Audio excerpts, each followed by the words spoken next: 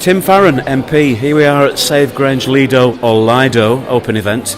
You're here to support the cause. I mean, Grange is a remarkable place, and I think because it's not technically in the Lake District, it can get overlooked. Yep. But it's got two wonderful stations in Grange itself and Kent's Bank, and halfway or roughly halfway between them is the Lido. You say Lido, let's call the whole thing off. Let's not call the whole thing off. No, let's keep it going. Let's keep it going. And so it's a wonderful structure.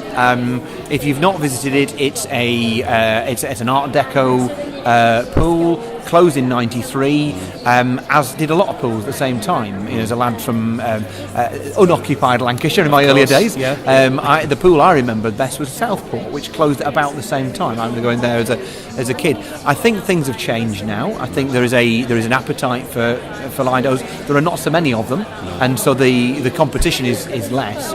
But I think what's really infectious to me is the incredible enthusiasm of the people behind the campaign. And I think over the last year, it's been something I've been happy to be involved with, is just to bring the Save the Lido campaign and the local council together.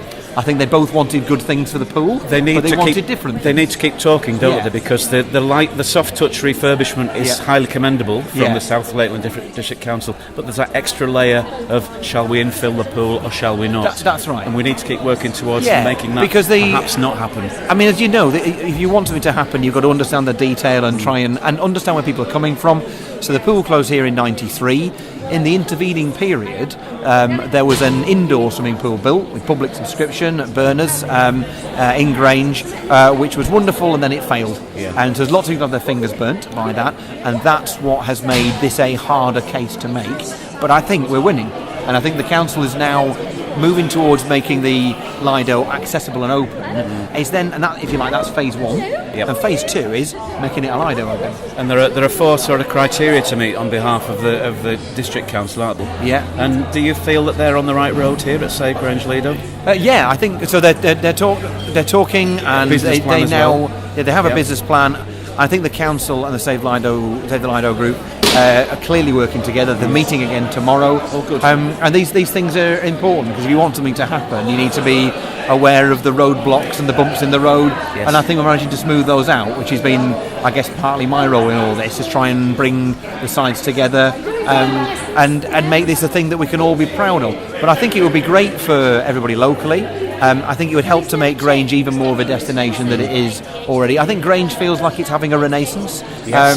Obviously, Grange, if you like, is the capital of the Carmel Peninsula. Yep. But there's lots of other beautiful places: Carmel itself, Allithwaite, Lindale, Floodborough, Cark, and beautiful places. And having this as a magnet to draw people into the peninsula, and to make them spend a day or two away from the Lake District. Well, that's the other thing, that the millions of people that go to the Lake District, there will be thousands and thousands of them enjoy outdoor swimming. They will, and it's an hour's drive. That's right, and less than that. I mean, you're only 5 minutes drive from the edge of the Lake District here. And that's World Heritage Site status for the Lake District. Massively increased its profile internationally. Already it's bringing in more international visitors than we've ever had before.